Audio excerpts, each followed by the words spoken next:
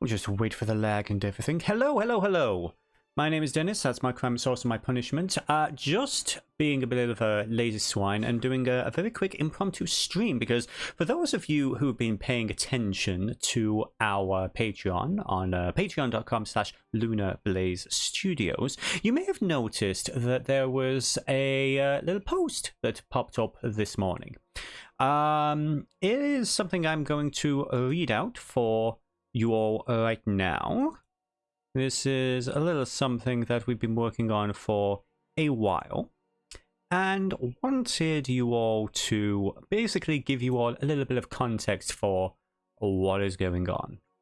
So hello everyone, it's been a while, but I'm happy to confirm that Lunar Blaze Studios are back with our tabletop RPG setting, Voarcel, a dark fantasy setting filled with secrets, hidden worlds, and twists around every corner. The lovely little map of the Cruxian Combine, the main location for the game. Anyways, today I have a few different things to share with you all. Firstly, we have not one, but two free PDFs for your perusal. The first is a primer to bring GMs up to speed with the Voarcel setting, give you a brief crash course into what the setting is about, the tone and influences that went into its creation, and a few highlights on major factions, both as potential antagonists and allies for your players. The second free PDF is going to be very familiar to old supporters of our work. The Kingdom of Lillith has returned, and she has had a bit of a makeover. Once again, the southwestern kingdom of the Crux has been shared for free, with an updated map showing all the major points of interest. The kingdom is now broken up into multiple provinces, each controlled by a governor with their own particular agenda and interests, which the PCs can potentially interact with. Each province, within each province are various points of interest, whether they be traditional settlements like cities, towns, or villages, or more unique locations like ruins, tribal camps, or more esoteric locations. Each of these areas have plot hooks and NPCs that have quests that spiderweb out to other nearby locations, giving your players reason to explore and travel across the kingdom.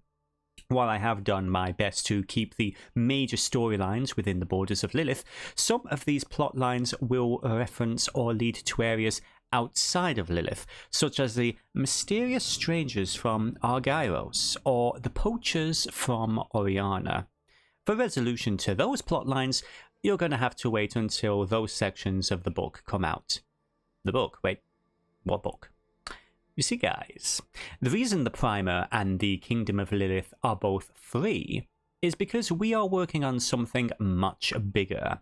A setting guide to the entire coalition, a collection of 10-ish kingdoms that share not just open borders and trade, but secrets and plot threads that connect the entire coalition into multiple grand conspiracies.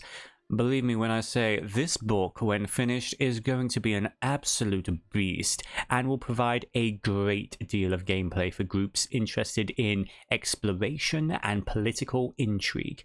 In fact, we hope that Lillith itself is going to be deep enough for parties to run their own campaign in.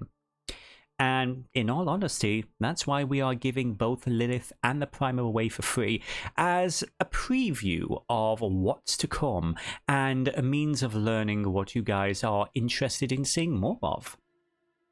Since our hiatus, many things have happened, but in regards to recent TTRPG developments, one of the biggest are undoubtedly the OGL Wars that kicked off in January 2023, when leaks revealed that the Open Gaming License for 5th edition was that the Open Gaming License for 5th edition that was responsible for so much third-party creativity was under threat. Multiple companies rose up in response to the debacle, with each of their own specific system And now, several months later, we find ourselves in a situation where multiple 5th edition based systems are now in development. We've been wanting to move forward with Voarcel for some time now, and given the interesting space we now find ourselves in, we figured it was time to return to active development on the project. The only question we had was which of the new OGLs would we tie ourselves to?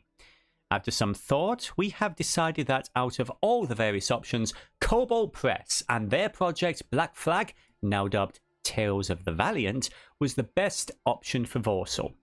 For those who have watched our streamed games in the past, you will be aware of how often Kobold Press material has been essential to running Voarcel. Mazina, the manipulative voidling, became a core antagonist in the later games, and from its initial inception, the concept of the void and shadow entities that dwell within Voarcel have always been a core part of the setting, and given most of the creatures and spells that I use to flesh out my world are by Kobold Press anyway, it was a no-brainer to hitch Voarcel to their system. So, get a lovely little logo there. A dark fantasy setting built for Tales of the Valiant. So, since I'm building a world for a system that technically is still being written, what does that mean going forward? At the moment, there's very little in terms of crunch that I can develop for Voarcel. For those not in the know, crunch refers to mechanics, stats, numbers, and hard rules. Fluff, on the other hand, refers to concepts, stories, characters, and plot lines. While the kobolds are working on refining the crunch on their end, I am working hard on getting as much fluff out there as humanly possible. As I previously mentioned, the full book will include 10-ish, and yes, the ish will make more sense as the project proceeds.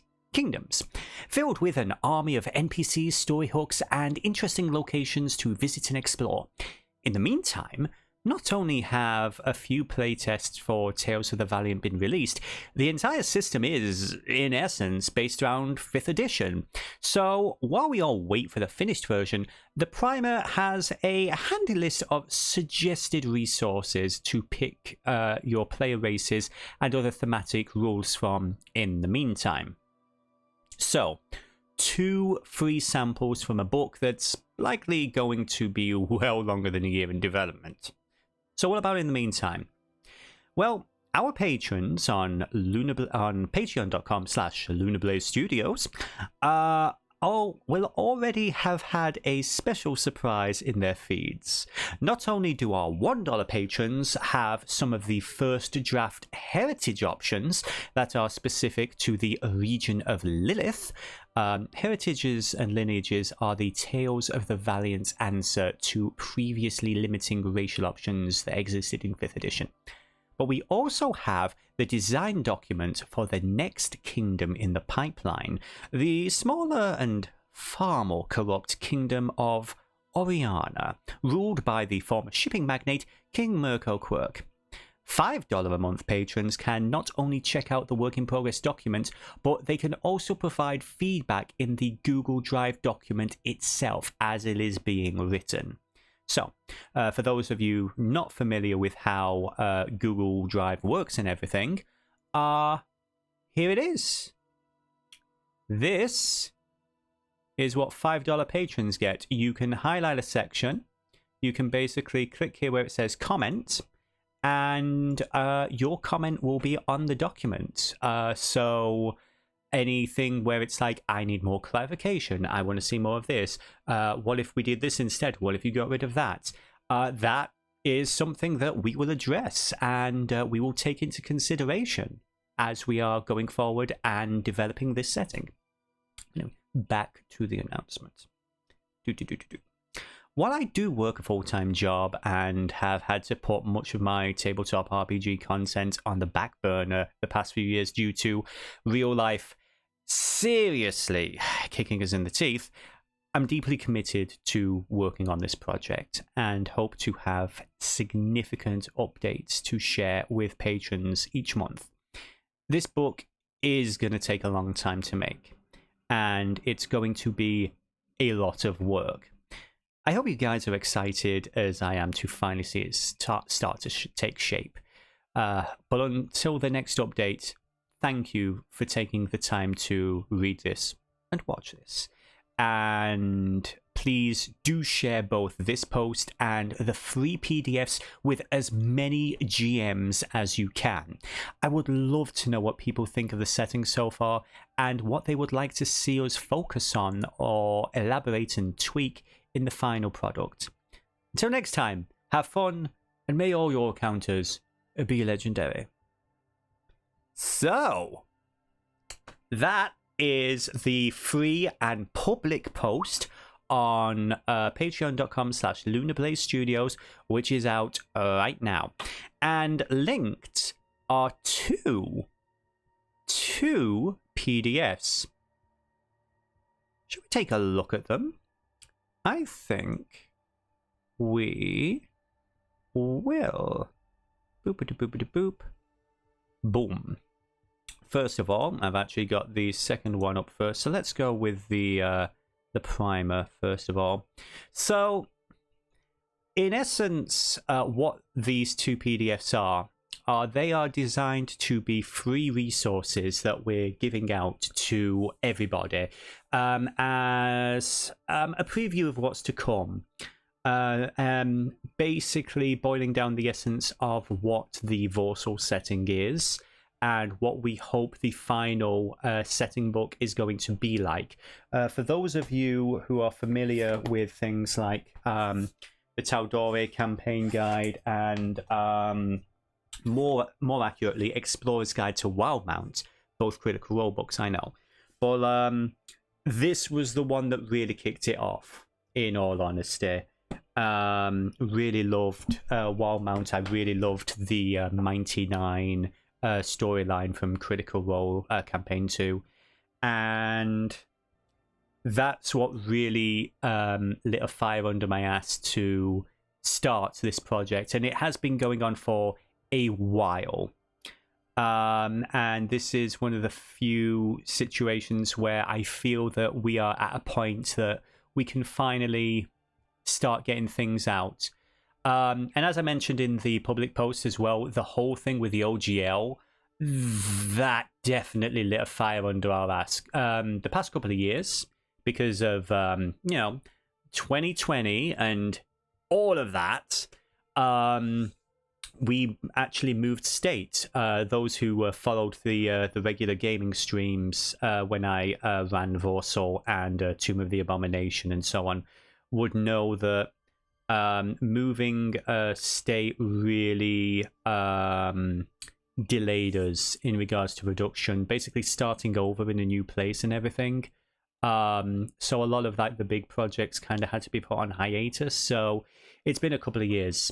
It has been a couple of years. And honestly, if it wasn't for the OGL situation that happened in January, I don't know if I would have wanted to jump back into this as much as I have. But because when everything kicked off and the threat to the open gaming license manifested itself,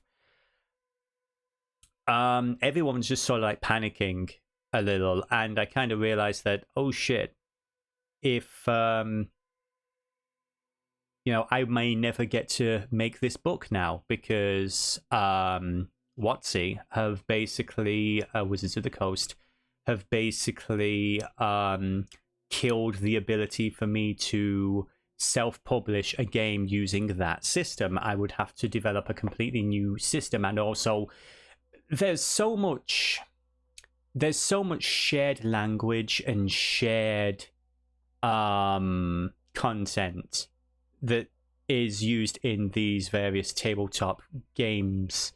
Orcs, the whole sort of like a Tolkien-esque fantasy, Drow,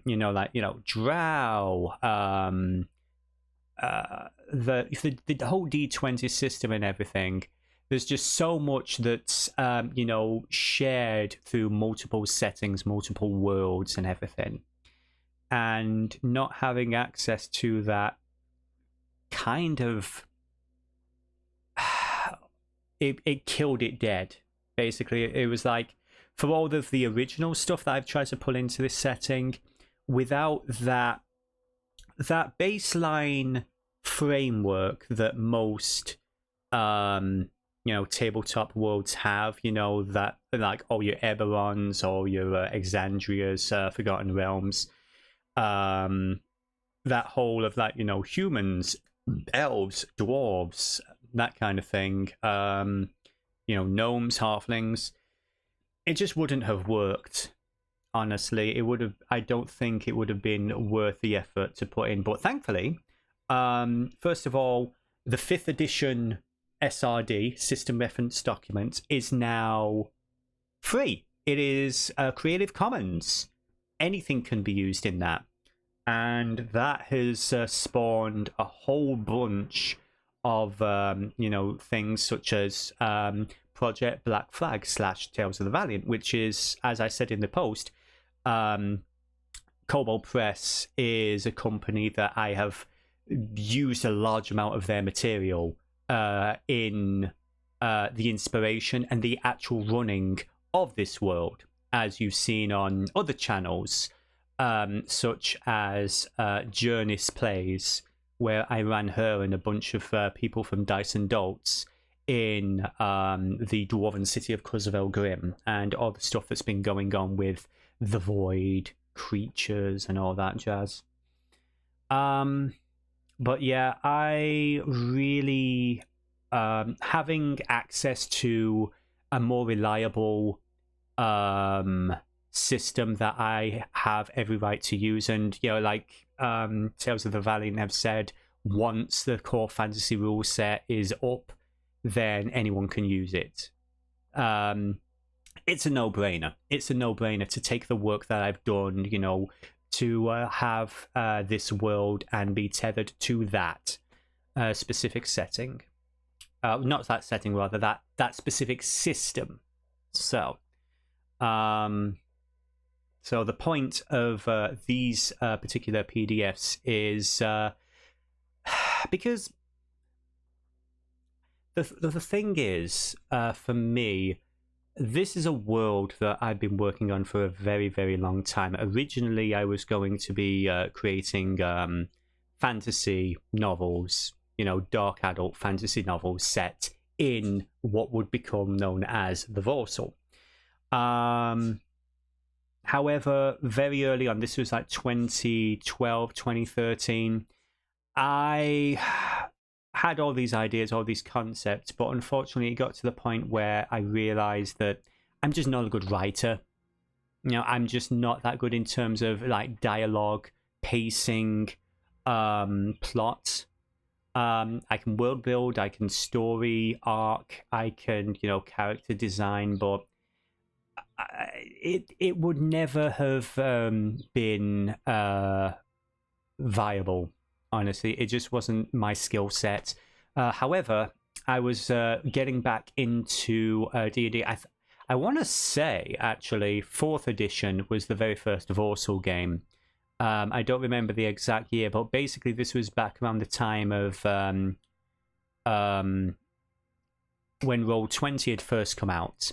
Because before then, there was some very weird Python extension virtual tabletops that existed. I forget the name of this one tabletop, but yeah, VTTs around about the time of 4th edition and everything, they were very counterintuitive in their implementation, let's put it that way.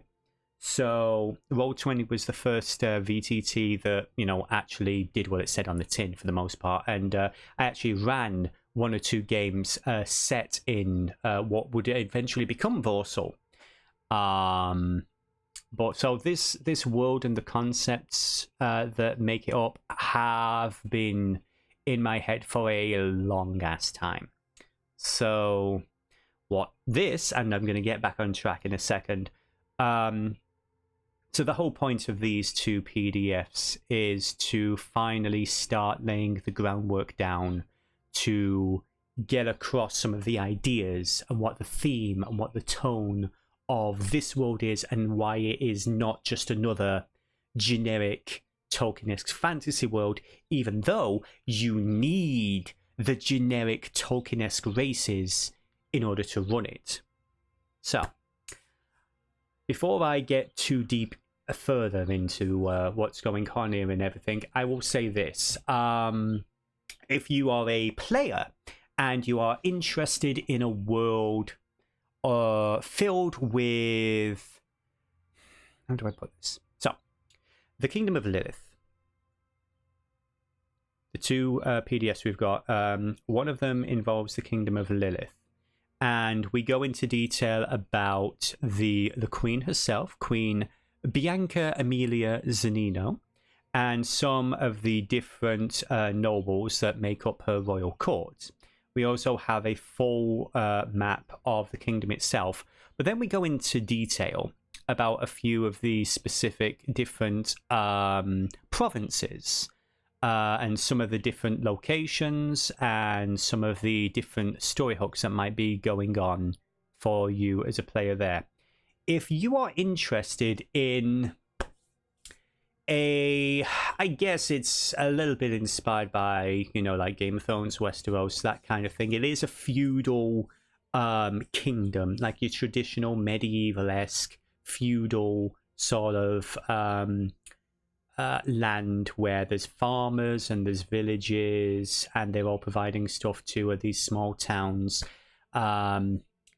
If you're interested in a location with a couple of twists, where the setting presents itself as one thing, but over time you start to learn that there are mysteries. There are secrets to the way the actual world itself works that you were not yet privy to. If something like that is interesting to you, this might be worth showing to your GMs. I don't want to go too in depth before going into spoiler territory, but in essence, this is one thing that I always do say to people who might be interested in playing this game. This is a completely normal, generic fantasy world, just like every other normal, generic fantasy world. I mean, except for the bright side that dragons do not exist. There are no dragons. There have never been dragons. There will never be dragons. And every single night when you go to bed, you are reminded there are no dragons. The dragons are not going to come for you. You are protected from the dragons. Every time you see a dragon, don't worry. You will forget it soon enough. And that kind of little subtly creepy, mildly authoritative, I don't know if that's the right word, if that's the sort of vibe where there might be something going on, behind the scenes, some weird shit. If you basically want to play characters who are going to stumble into some weird shit and it gets weird, this setting gets weird. Laser guns might be a thing. Who knows? If you've watched the stream, yeah, there have been black market vendors selling what are essentially laser guns in this Tolkien-esque fantasy setting. If that's the sort of thing that interests you, then send your game master this way. If you're interested in, like a political intrigue game with various factions and mysteries and all sorts of interesting little things like that, you just want to explore a new and slightly interesting culture, Lillith is a great place to start. The main flavor of Lillith is it's sort of like a swampy bayou, New Orleans type place, ruled by a gnome whose ancestor saved a tribe of lizard folk. So this is one of the few places where lizard folk, giant armor-plated lizard dudes are basically given equal citizenship status as the rest of the regular races, humans, dwarves, elves, all that kind of jazz. In fact, in some places, they are given preferential treatment. The Kingdom of Lillith has a very interesting justice system when dealing with its prisoners. Completely unrelated, it also has a very interesting system of, making food. But, I'll leave the details of that to your imagination. But yeah, there's a lot of very interesting little quirky things to just Lillith by itself, but the wider book, which is all about the Coalition, which are 10 specific kingdoms, all sharing the same region, open borders, open trade, alliances, some more friendly than others. If all of that sounds interesting to you, please send your GM this way, and the link is going to be in the video below for the YouTube people watching this.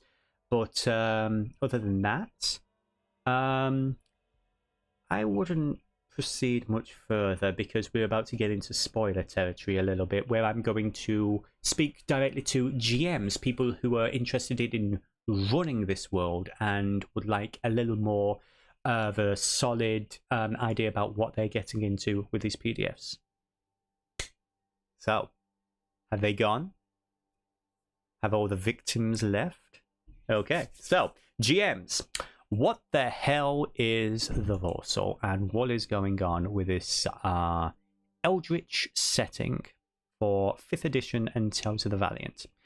Well, in essence, it's a low magic, high fantasy setting where it starts off with just your typical Tolkien-esque sort of world, but over time the layers are peeled back and you start to realize there's a lot more going on. There's more of a fantasy, high-tech sort of civilization running things from the shadows.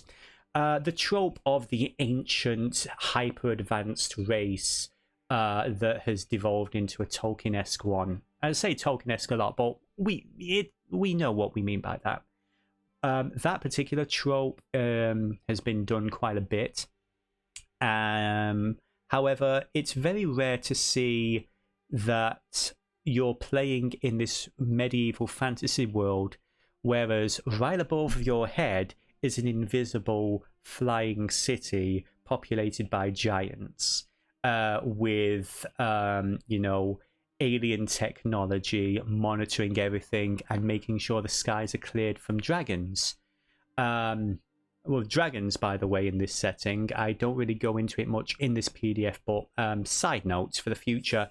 Dragons in Voarcel are probably one of the most existential threats possible.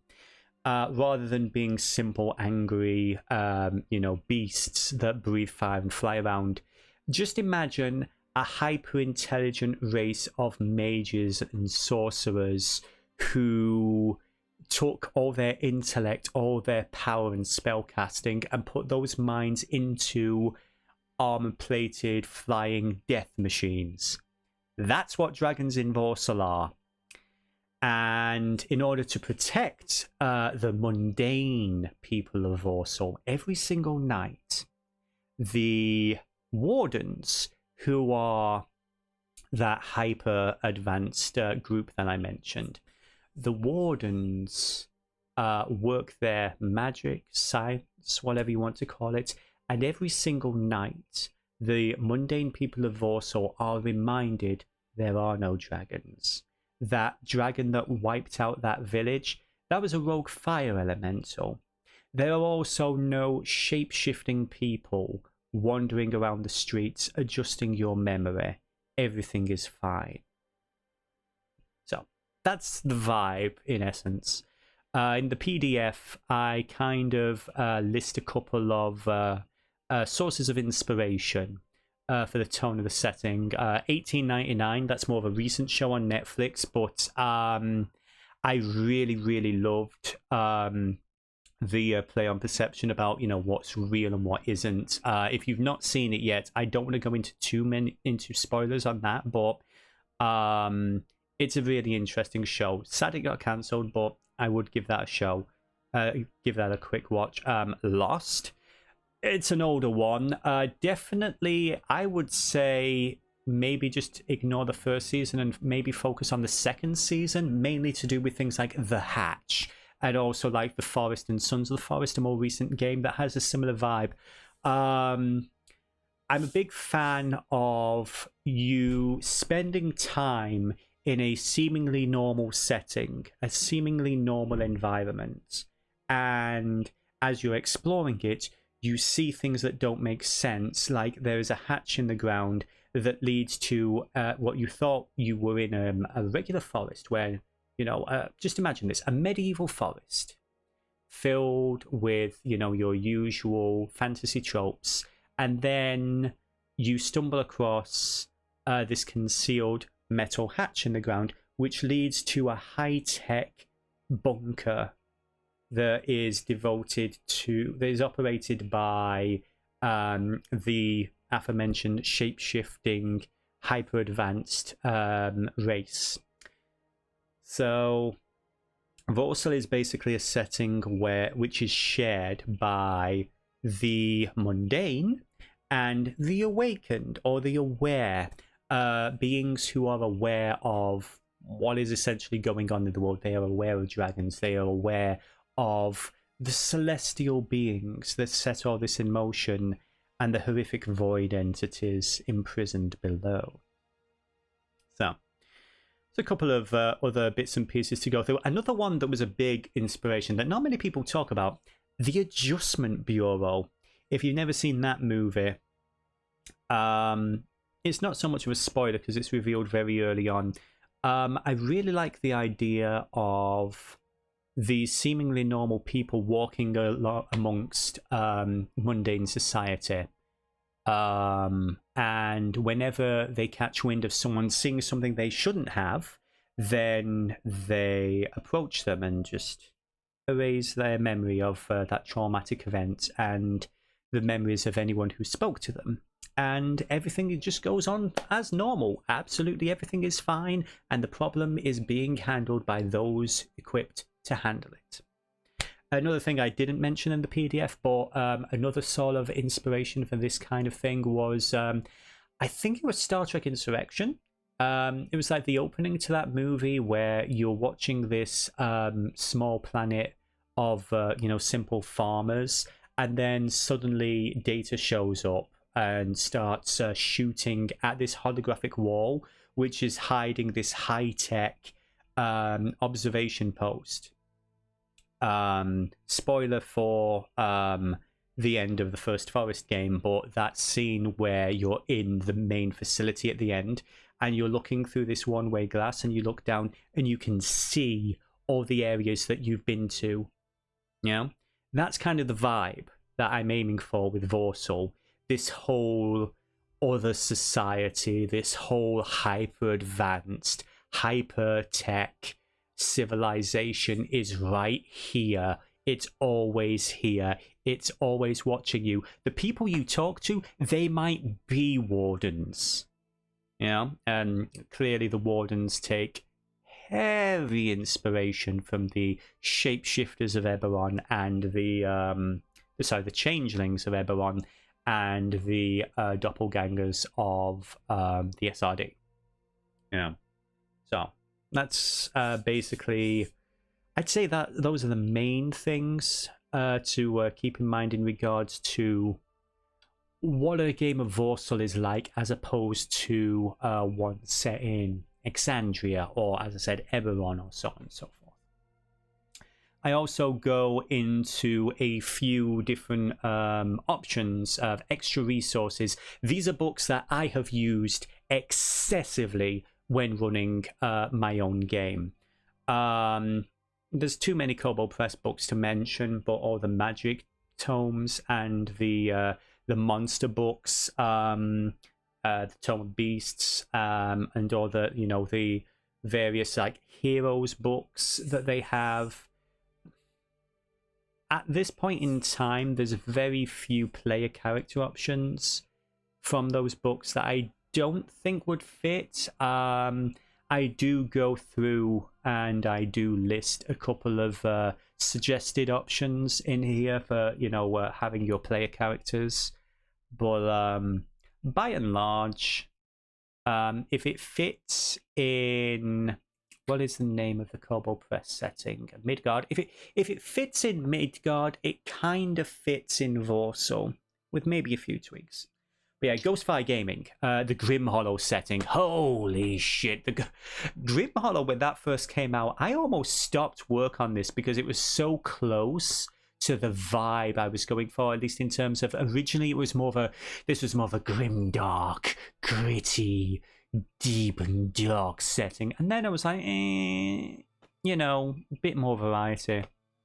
I think Grim Hollow has some brilliant corruption rules. As I mentioned, our tiefling bard Journeys, I was basically turning her into a succubus using the rules from that book, and some of the creatures and everything there are just...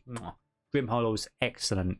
I'm also really excited, as I mentioned in here, about the rules that they have coming up for raiding. The raiding rules for the book that they're working on sound really freaking cool. So, Ghostfire Gaming, they also do really good content.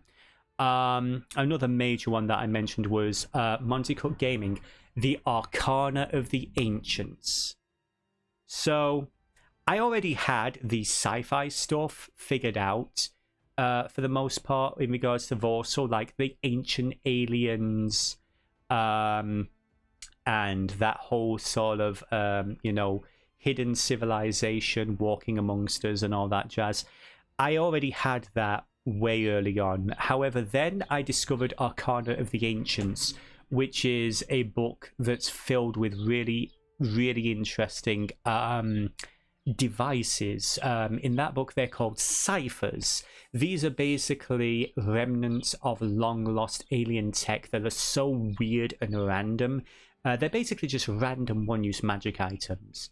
But I basically reflavored a few of those things and seeded them into my game. There's also some interesting rules about how alien technology warps the land, basically like radiation.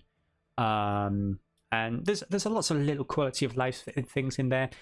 You could live without it, but it's actually really useful side book to have when running like this world. Briefly go into the timeline of what the setting is, how the elves are considered the first people and all that jazz, a little bit of like orcs, humans, dwarves and everything. Most of this is going to be elaborated on much further in the future, but for now this is just like sort of like just a taste of why there's so many different types of elves, because I think elves, everyone always has 50 different types of elves, 50 shades of elves. And that's just part and parcel of these types of games. It is what we do. This is the way. But there's a lot. There's a lot of like depth and history and different character options and different player options. But for the time being, that's going to be expanded on in future updates to the documents and everything. But for now, this is just like the really basic boilerplate information. And here is, let me just make sure I'm actually sure. Yes, I was panicking for a moment, making sure that this is actually on the right screen. But yes, this is the Voarcel itself. Yeah. I, being a self-hating lunatic, decided why would I bother with just one location, like one little country and everything. I'll just make an entire planet. And this literally is pretty much the whole freaking planet, by and large. Like all the major land masses and continents. this is where 99.9% of your games will take place. This is, quote unquote, the center. This is known as the Crux, the Cruxian Combine specifically. And the free PDF of Lillith is literally just this tiny corner here. Okay. So this, let me just boop. This here is this little thing here. I have stories and characters and plot and concepts for all of this shit. So, yeah. I'm probably going to be at this a while. Maybe. I mean, that having been said, recently just heard the very sad news that, you know, Keith Baker is no longer developing Eberron, you know, his own setting, which is sad, but, you know, hopefully I'm going to be able to do a bit more development than what I have at the moment. But yeah, this is a full world that I have planned. But by and large, the only stuff you really need to focus on, at least for the foreseeable future, is going to be this little section over here. I also briefly go into how magic works, how magic is different in Voarcel. Because again, with 5th edition, it's like, well, every time you level up, you just get your spells, right? That's a bit boring. Magic, much like in Grimhollow, for Voarcel, is magic is a controlled substance. It is dangerous. It is powerful. And while you do want your player characters to feel powerful, that power needs to be challenged. They need to be challenged, otherwise it doesn't really mean that much. And so there are various factions, various organizations which seek to control and maintain magic. Basically, they treat it much like in the real world we treat plutonium. It's some dangerous shit, and you can do some really dangerous shit with it. So no, we're not going to let Joe Schmo from down the street get hold of that. So there's also interesting little notes on resurrection. Resurrection is not a thing. You do not get to talk to the spirits. You don't do any of that. Dead is dead. For the most part. Again, because this is a high-tech, high fantasy setting masquerading as a low fantasy setting, any access to that sort of ability, that sort of power is going to be highly coveted. So when you get to those higher levels of play, that's when you're going to start dealing more with the awakened world and normal, everyday, mundane governments and people are going to be, if they are aware of you, they are going to be hunting you down. So something to keep in mind there. There's also a thing in regards to teleportation, waygates. I think that just being able to zip across the map, fast travel, I think that that's a reward. I think that is something that, you know, should be permitted. But in regards to the mundane world, they don't know that exists. That is basically just try and imagine if you could teleport in the real world. The number of wars and chaos that would cause would just be insane. So it is definitely something that is heavily contained by the wardens. The ones who run the awakened world. And we go into a little bit of depth of, you know, the waygates. Waygates are teleportation hubs that basically fall outside the purview of the wardens, because not all of the ancient cultures were on the same page in regards to keeping things hidden from the mundane folk of Voarcel. So, and then we basically go into the races for the most part. And again, as I said, we have a few different options to look at. For example, the 5.1 SRD books such as Midgard Heroes, Unlikely Heroes, and Southland Heroes, all from Kobold Press. So, like with the elves, we have a few different options that might be a good starting point for you. Again, all of this is designed for a book that doesn't exist yet and for a rule system that doesn't exist yet. So, rather than spend an insane amount of time working on the crunch for something that might either A, be already written and be better written than I could do it when the book comes out, or B, is not written but it doesn't actually fit with the type of system they're building.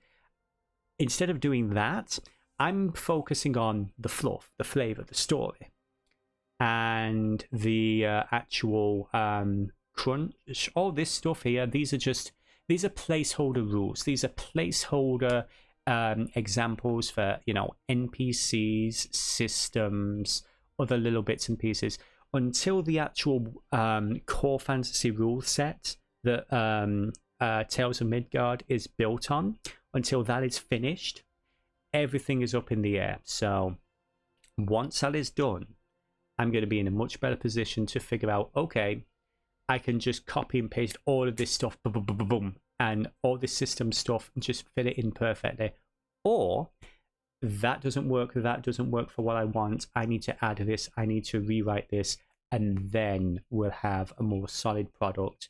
But again, this is going to, that side of things, that's going to take a whole year. So rather than twiddle my thumbs and everything, I'm going to be developing what's unique, which is setting, the story, the world, the characters. So that's what most of this is for. But yeah, we then go into the difference between, like I've already mentioned, the mundane world and the awakened world. Mention a little bit about what the wardens are. Of course, we also list the major points in the Cruxian Combine, the different kingdoms of the Coalition, the neighboring Forge lands, the continent of Vatin, blah blah blah blah, and all that stuff. Also list things about ancients such as dragons, giants, and trolls. Also the Mayor. The Mayor being ancient eternal beings who are basically the rulers, the creators, and basically gods in all but name for the wardens. So a little bit on them. Also the traditional, you know, demons, devils, and actual deities, and how that works in the mundane world. We also have a little optional extra awareness of delusion. The arcane field, the perception filter, whatever you want to call it, that the wardens and the Mayor have around Voarcel, that removes and adjusts any memories of dragons, changelings, or anything else like that, is referred to as delusion. And there are a couple of rules here that we're workshopping at the moment, that basically every time your player characters encounter something, there's, you know, a couple of dice rolls and a couple of systems in place to show how they're breaking through the barriers of perception and actually starting to see the world for what it really is. They're peeking behind the curtain. So this is something that is going to be worked on a little bit.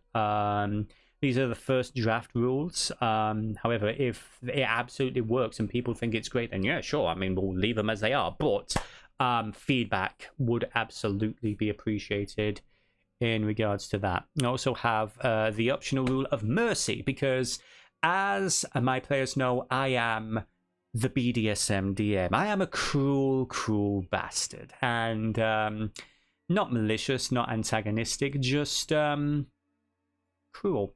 And so I have this option where it's basically every year in real time, you have 1 point of mercy, where it's like, no matter how dire the situation, no matter what the dice say, your character can be saved from death.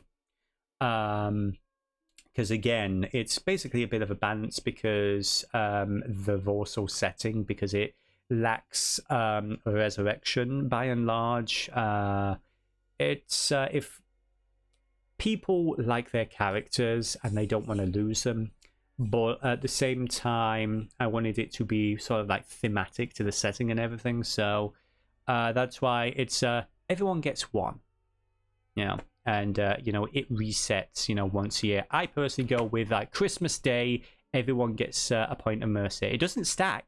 You don't build them up over time. You just get one, and that's basically the mercy rule there. But that's the basic rundown for the primer. The other PDF, as I say, is the Kingdom of Lillith. The first PDF is designed to give you like the tone, some ideas of what the wider concepts are. And before we go, I'm going to go into a bit of detail about how the Kingdom of Lillith itself is set up, and some of the stories that you, the GM, can put your poor victims, players through. As I said earlier, we have the court of Lillith and its ruler, the gnome, Bianca Zanino. One of the plot lines, which I have further down here towards the back, we actually have some major plot lines. Involves my absolute favorite TTRPG monster.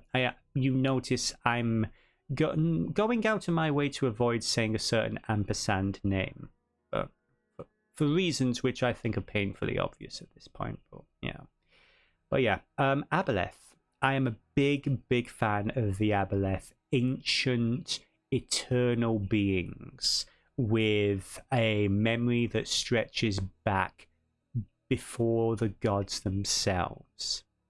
In the Voarcel setting, the Aboleth truly are eternal. Their bodies may be destroyed consistently, but their will returns, and their memories are also eternal, basically.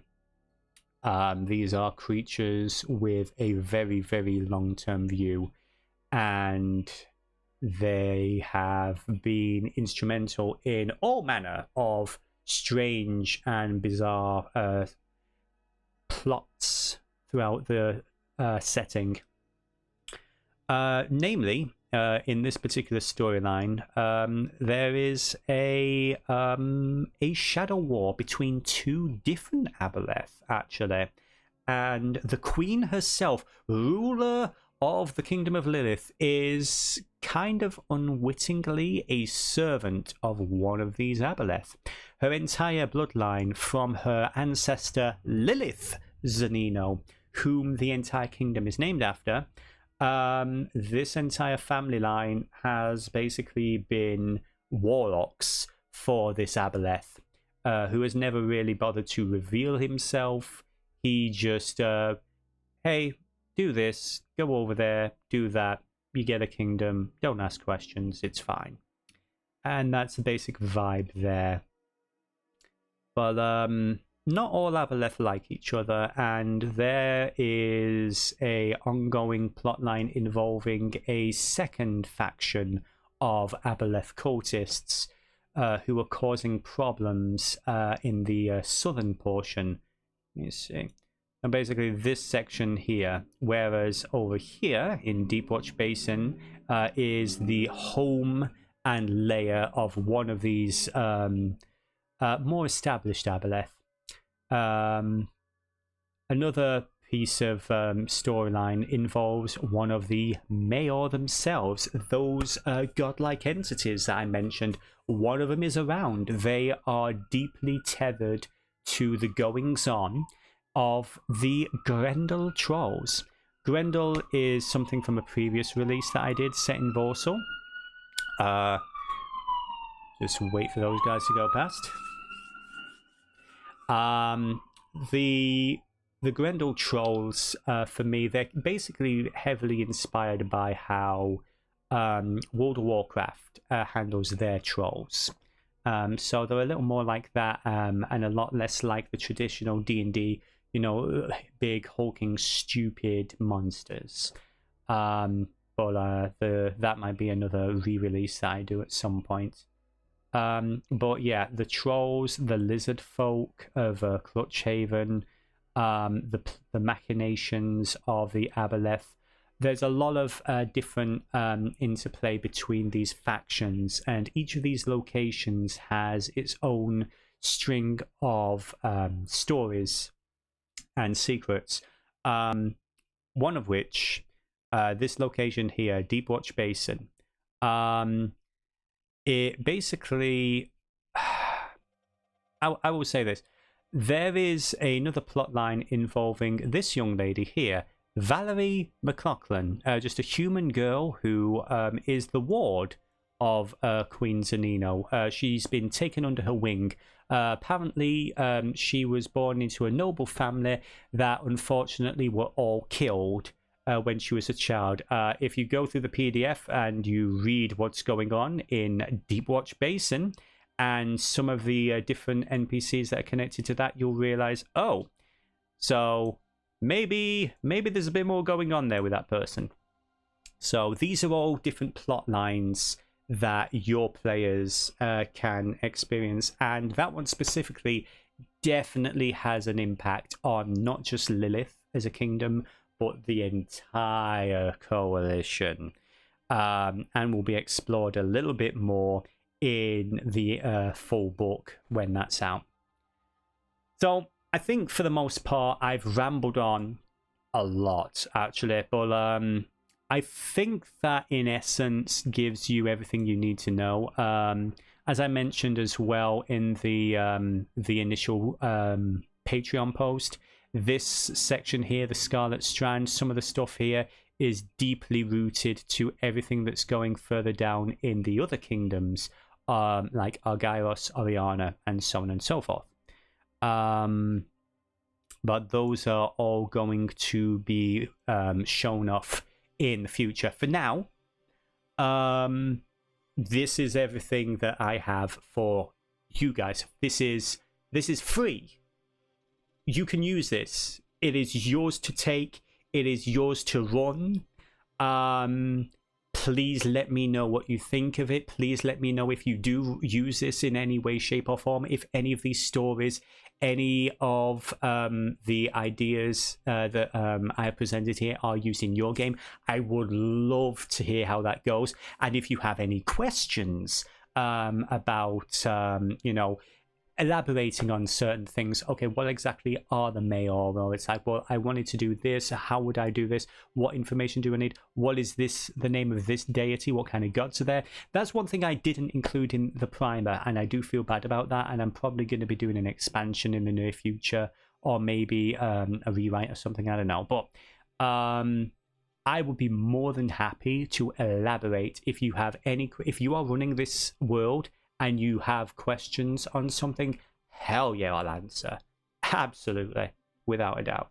Because then I know what people are doing, what people are focusing on, and what I can focus on explaining with the book. Because if you've actually stayed through for this entire video and everything, you might have noticed that I tend to wander and go off a bit on track because there's a lot. I got a planet in here. There's a whole fucking planet in my head, and trying to figure out which parts to get out in the right order can be a little bit of a challenge. So, with all that being said, yes, the Kingdom of Lillith from the world of Voarcel is yours. Take it. Run with it. And let me know what you come up with. I think that's pretty much it, really. I appreciate the people who took the time to sit down and watch this. The feedback that I've had from people who I sent the work in progress concepts to and everything, the beta readers and everything, deeply appreciate you. I am one person. I use the royal we many times in referring to Lunar Blaze Studios because it is technically a brand that my wife and I do use, and we do hope to eventually be in a position where we can have other people and all that. But it's me, one dude, doing all this. I did the art, I did the everything, and a little bit of everything. and it's a lot. So not only is it going to take a while to get this project finished, focus is something that I am trying to I'm trying to remain focused so hard on what works, what doesn't, what is useful to you guys. What do you want to see? What do you need to know in order to run this game? Yeah, that is what I need. So please do give your feedback and everything in the comments on the YouTube video, or the actual PDF itself. And again, as I would say this, the Lunar Blaze Studios website, this is an old overlay, lunarblazestudios.com is not currently operational, but the Patreon, which is right over there in the bottom right side, Lunar Blaze Studios, patreon.com/Lunar Blaze Studios, that is going to help a lot. We currently have a grand total, or at the time of recording, we have a grand total of one patron. One very lovely person who's a friend, and they just use a tip jar, and you know, that's cool. Am I going to keep working on this if I don't make a single penny on it? You know, I'd love to say yes. This is a passion project. I've spent years on this, and I do want to at least see the Coalition book come to fruition. But I mean, real talk, if nobody's interested and nobody's, you know, if it's not working out for us, again, much like with Keith Baker and Eberron, it's like, hey, if it ain't what you want, okay. Yeah, but without a doubt, the Coalition itself is going to be complete, because the Coalition, I will bring us back to, I actually need to reopen the previous one, the primer, because the Coalition is just one small part. Actually, no, I don't. I can go up here, and I will very quickly switch back to this window capture here, because you see, the Coalition is just this small corner here, the bottom left corner of the crux. The Dwarven Forge lands are the bottom right corner. The Dwarf, Elven, and a Human Union are to the north, and the Wild Freelands are to the northeast. The Dragonborn Island of Taikanai, the Elven home of Feyheart, and the home of orcs and awakened animals known as Chakram. All of these, I have a lot of ideas for, a lot of stories. I want to be able to really go in deep, and I've got a lot of stories to tell and a lot of stuff to share. And I really want to be able to do that. But, you know, if people aren't interested, it's like, hey, sure, it's cool.